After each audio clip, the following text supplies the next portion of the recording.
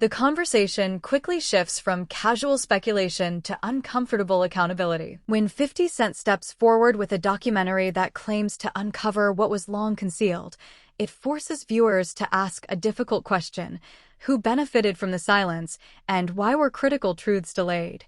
The film does more than revisit history. By tracing Aaron Carter's rapid rise, music, and painful decline alongside Diddy's unchecked influence, it paints a broader picture of power operating without restraint. It challenges audiences to consider not just what was known, but who chose to look away. With prominent names like Justin Bieber appearing across overlapping timelines, the documentary suggests a pattern that extends beyond individual stories. Music. This isn't framed as a series of isolated missteps or personal failures. It points instead to an industry culture that repeatedly prioritized image over accountability, and ultimately, the most pressing question remains: if the signs were always there, why did it take so long for anyone to connect them and demand the truth? Your father and losing him, and then yet earlier you acknowledged that your father had put a to your head and fired it. Sean Diddy Combs has been swimming in both criminal and civil law. What?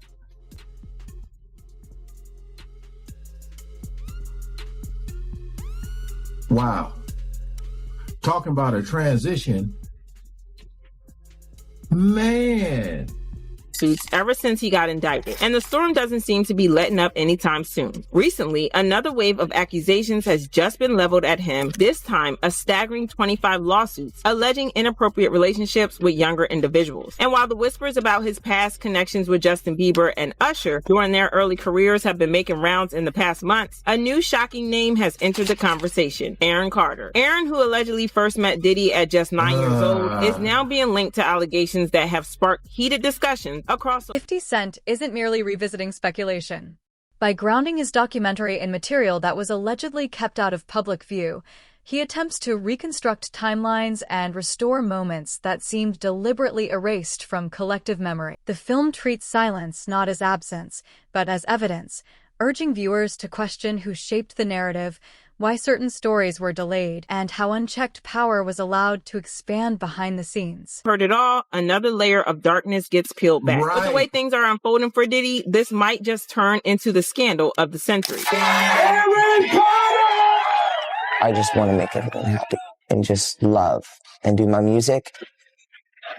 Do you honestly think that that's the death? You know, I know who Aaron Carter is, but I don't at the same time. I forgot what it was that he actually did. But I believe he came from one of those, was it like a Disney show or something like that? I believe so. Because he has a brother, yeah. Finishing up a meth head and a crackhead, teaching my niece her first dance moves, making music on my bed. Aaron Carter was once the golden boy of pop, a wildly talented child star whose meteoric rise to fame was nothing short of remarkable. He was only 9 years old when he dropped his self-titled debut album, captivating audiences everywhere and securing his spot as one of the biggest child stars to ever grace the music industry. Carter was tipped to do great things and have a long, successful career, but as bright as his star burned, it faded just as fast. Fame at such a young age can take its toll, but there was so much more that contributed to the downfall of Aaron's career. Several insider sources have suggested that Aaron may have been a victim of manipulation and Examining the rise and fall of child stardom, the film presents Aaron Carter not as a passing headline, but as a revealing case study. His story is framed as one of fame without safeguards, where talent was celebrated, yet meaningful support was often absent. From there, the documentary moves toward a deeper and more unsettling question. Silence, it suggests, is never neutral. So who benefited most from that prolonged quiet? How you holding up? I'm doing good, man. You doing good? Yeah, staying strong. It's been 8 months of a lot of turmoil and back and forth. But at this point, I think that I've got it under control. I'm doing everything that I need to do, and just focusing on my music, which is I love. It's my passion, and really just taking care of my aftercare, and which consists of what? The care. You're doing what you have to do. So what does that mean to you? Basically, a lot of people in the news, there's hundreds of posts from media, and they all said, that I'm 165 pounds, and when I checked into rehab last time, I was 117. Same weight that Michael Jackson died at, actually. And 117 pounds. Yeah. I got my weight up and I kept it the whole time. I've managed to turn my life around. I'd be able to purchase houses, flip houses, be a real estate mogul, do touring after all the. So you're buying and flipping houses, huh? Yeah. And I see that this one is for sale right now. Is up for this one's up for sale. Yeah. So Christy Olympus is my she's like my big sister. But she's my real estate agent. She got me to my first house, which is only like about a mile away from here. Yeah. And then flipped that one from 420 to 620, got $200,000 profit. I bought this one. Aaron Carter rose to fame long before he had the ability to defend himself against an industry that often profits from youth while avoiding responsibility. The documentary contrasts his early triumphs with his later instability, illustrating how access can first appear as opportunity before quietly evolving into dependence. It delivers a sobering message. Viewers are confronted with the moment ambition begins to outweigh accountability, music, when the duty to protect is sacrificed in pursuit of success, and a child's worth becomes measured solely by performance. Warning signs, the film suggests, were too often dismissed as pressure rather than recognized as danger. Going on with that? They look at the right. They look at the stuff. They look at this right here, bro. First and foremost, all the companies that you have, you understand, and I know some people have trust and have companies in their kid's name. This man never put anything in his name. Why? It's either his mother, his son, his kid's name and everything like that. He had 18 companies that was giving him some kind of revenue. Why is nothing really in his name? Is there some kind of tax evasion? They looking at that. You understand? You got people in the industry that's been saying for years, this man is having sex with underage. So now the federal government is looking at that like, yo, when is somebody going to come forward? We got this information, this alleged information, but nobody's willing to come forward. Then they go on and say, yo,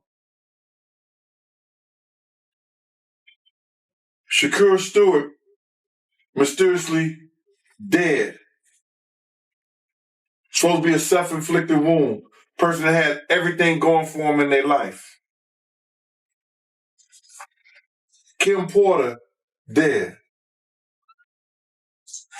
Somebody's car gets blown up.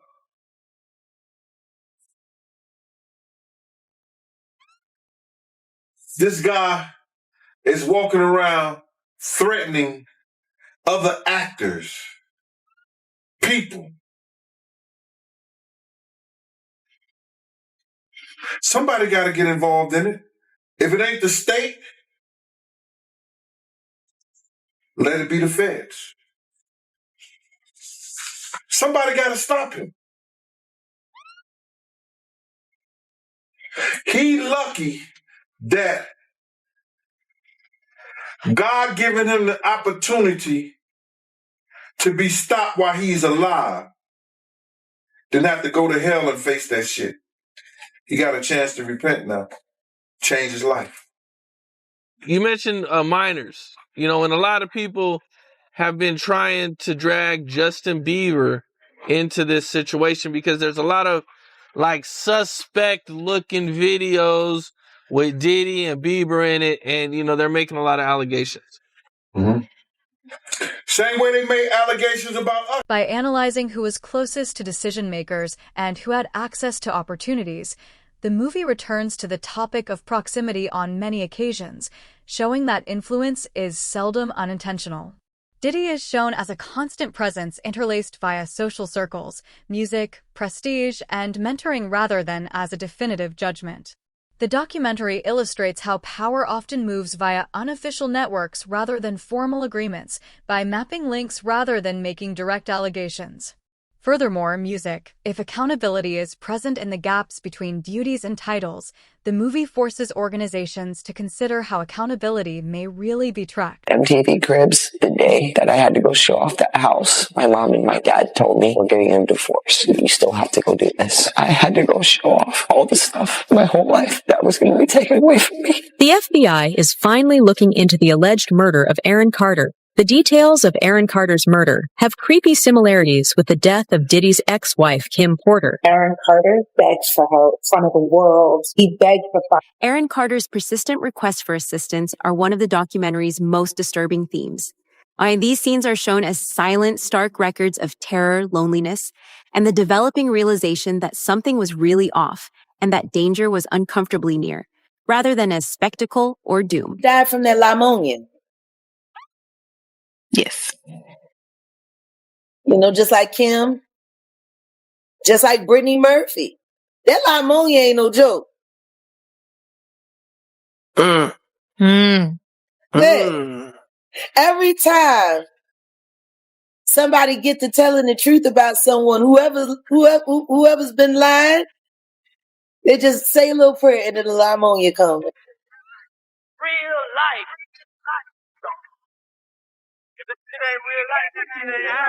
It ain't real life. Just real life street star. You know what time it is.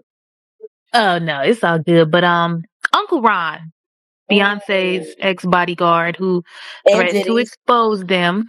Yeah, threatened to expose them. I believe in 2023. Is deceased. He's passed away. Allegedly, that's what they are saying. Allegedly, that is what they are saying. What are your thoughts on that?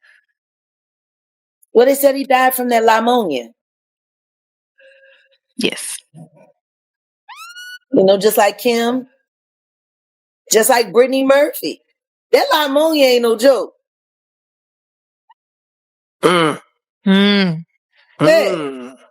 Every time somebody get to telling the truth about someone, whoever's been lying, they just say a little prayer and then the pneumonia comes, and then yeah. A lot of people been getting that pneumonia. I'm surprised they didn't try to say that Liam. The FBI is reportedly reviewing the circumstances surrounding Aaron Carter's death. Music, the documentary notes. Some have observed unsettling similarities between his passing and the earlier death of Diddy's ex-partner, Kim Porter. The film presents these connections not as conclusions, but as patterns that invite closer scrutiny.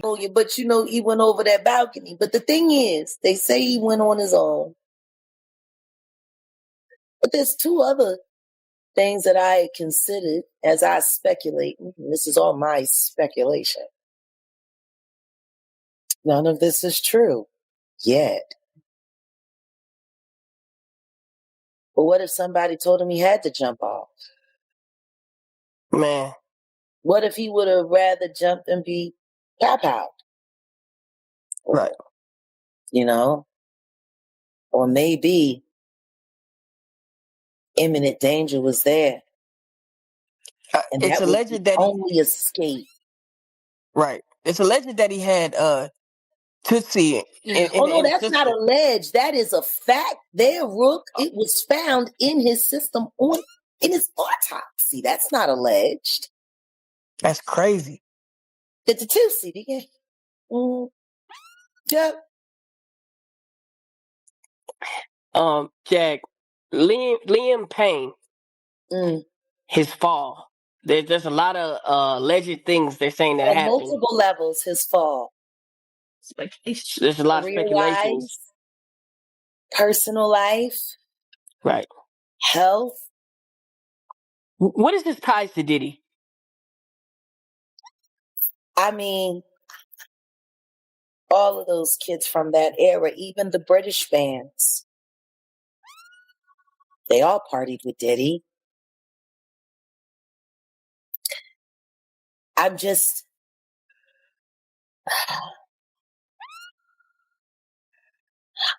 It's hard for me. Aaron Carter's repeated pleas for help emerge as one of the documentary's most unsettling threads. These moments are presented as quiet, stark records of fear, isolation, music, and the growing awareness that something was seriously wrong, that danger was uncomfortably close, rather than as mere spectacle or dramatic effect. I'm interested in what's happening to Liam Payne right now because I haven't gotten over what happened to Nick. Nick's brother, Aaron Carter. Right. A lot of people keep forgetting Aaron Carter was begging for help, begging for independent financing, begging for security. He made it very clear Sony was out to get him, just like Michael Jackson told him they would be. And right around that time, his brother had just been accused of graping one of the girls from making the band, Diddy's entity. And they were trying to make all of that go away. And Aaron called his brother out. And then the next thing you know, he said, if anything happens to me, I did not do this to myself. And then he was gone, and they said he took his own life, just like they're saying about Liam Payne. Why doesn't anyone want to see the same thing happening over and over and over again? Because if Diddy is responsible for Liam Payne, then he is without a doubt responsible for Aaron Carter.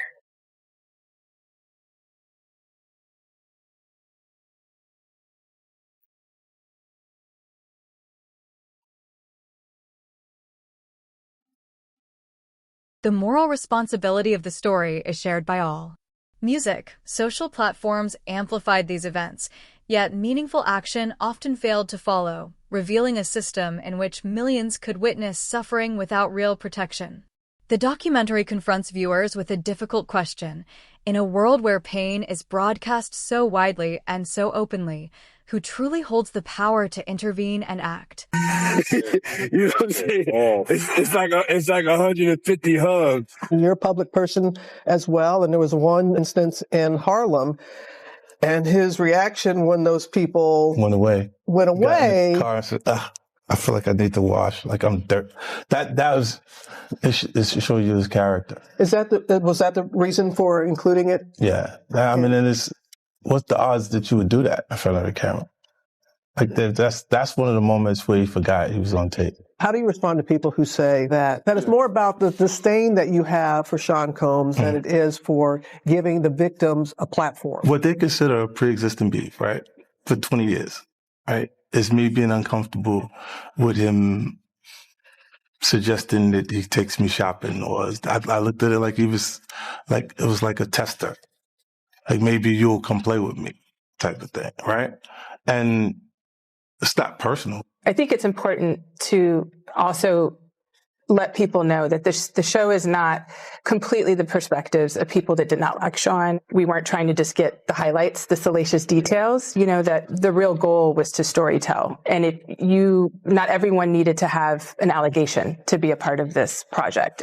The 4-part series also features 2 jurors from Combs' trial who are speaking for the first time about how they reached their mixed verdict, finding Combs guilty of 2 prostitution offenses, but clear of racketeering and sex trafficking charges, both sharing their thoughts on the relationship between Combs and singer Cassie.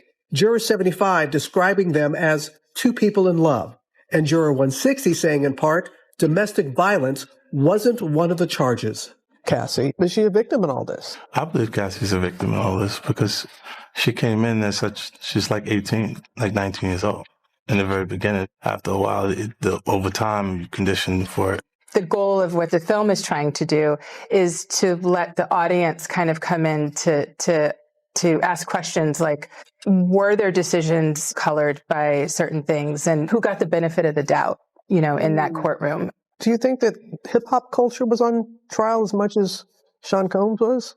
Look, if I didn't say anything, you would interpret it as By broadening its perspective, the 50C documentary goes beyond individual stories to reveal a culture that quietly blurred the boundary between childhood and adulthood. Music, it shows young artists navigating corridors of influence where rules were known but seldom enforced. Music, the result is more than a collection of personal accounts. It is a portrait of a system built on assumption rather than protection, one that allowed vulnerability to endure in spaces meant to project power. Footage of Sean Diddy Combs in the days leading up to his arrest in New York last September. You want to put the stuff in my fanny pack, King? The exclusive video obtained by Netflix shows Combs debating with his lawyers about strategy. So they're saying it's his lawyers. How on earth did 50 Cent get a hold of footage of his lawyers? Now, one could say, isn't that privilege? How is this footage allowed? Now, you could also argue because someone's filming, there's other people there, you lose privilege. I've learned that in my appeals case. I have not filmed any of my legal meetings on purpose because if you film it, well, then it gives up your privilege in a way. So I'm assuming that's how they're getting away with this, because he's filming conversations with his lawyers, whether they knew or not. That footage, now that it's gotten in the wrong hands, or I guess different hands, isn't a longer privilege.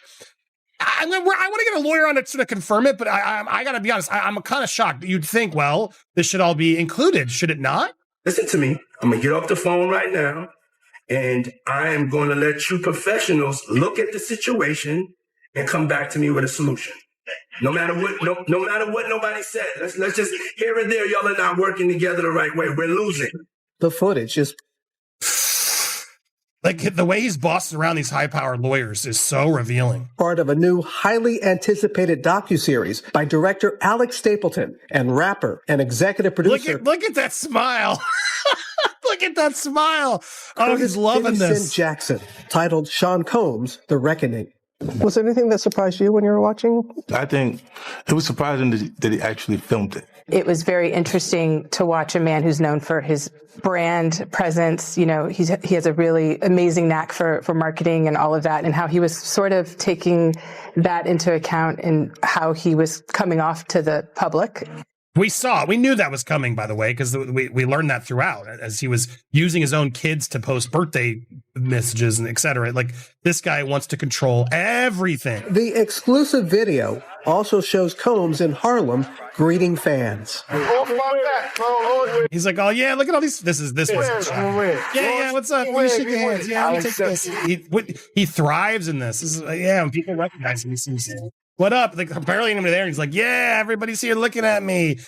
He's like the quarterback that can never graduate, it feels like to me. I need some hand sanitizer. Hold on. I got it. I've been out in the streets amongst the people. Yeah, I got to take a bath. I've been in the streets amongst people. I got to take a bath.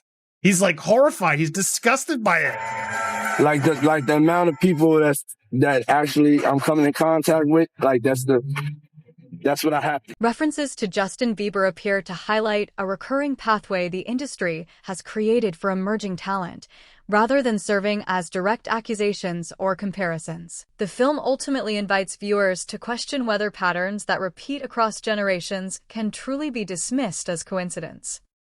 You know what I'm saying? You can sit here and tell me that you're going to pay me for my time sitting right down here with y'all. You understand? So then, one thing led to another, and I was like, all right, well then, F you, I spoke to 50, then she said 50, and this is exact words that came out of her mouth. 50 does not determine what goes in and goes out of this documentary. And he definitely don't pay, he determine what somebody get paid. It's not his documentary like that. I was like, oh, so if it's not his documentary and I spoke to him like that, I don't need to be doing nothing with you because I'm doing this on the strength of him. But you gonna pay me if I do it. So it went back and forth, for a little bit, and then they had Kirk Burrows giving me calls and everything like that. What are you calling me for? You know what I'm saying? I'm not. Get out of here. I know what kind of dude you is anyway. Me and you cool and everything, Kirk, but don't call me about no business with this stuff like that. And then what I found out is that he was making a deal, cutting a deal for himself as well as Tim. You understand? And I was trying to get a deal for all three of us. You understand? So that's how them industry cats go. That's what they do. You know what I'm saying? So I'm looking at it like this. So then he called me back again, and I told him, listen, man, don't you ever call my phone again, Kurt. You know what I'm saying? Because we had got into it about somebody calling him. He told me Groovy Lou called him and wanted to know why Gene's still doing this, the puff and everything like that. And I mentioned it on the Gene Deal show. You know what I'm saying? I said something. Then he called me back like I was lying. And listen to me, Kurt. Don't call me about what these clowns and these niggas say right here, bro. And especially don't call me talking about what I gotta fix. When in fact, you know what you told me and you know what our conversation was. You know what I'm saying? So the whole thing about why I'm not in the thing, the lady was talking greasy to me. She had no right to talk greasy to me. And then she told me that 50 didn't have the power to do anything, but they using his name to like push the whole documentary. And that's what it was about. So that's why you don't see a cameo other than the pictures they used of me on the film in the documentary. I got like 3 or 4 pictures in the documentary that I've seen of myself. You know, some people say they saw more, but I know three different times where I was certain places and you could actually see me in the documentary, and that's the only thing you're going to get. But the stories that they told in the documentary, bruh, come on. They could have went a whole lot deeper. They could have did a whole lot more. So I ain't in the documentary because that lady that was the director, I think, what's her name? Alex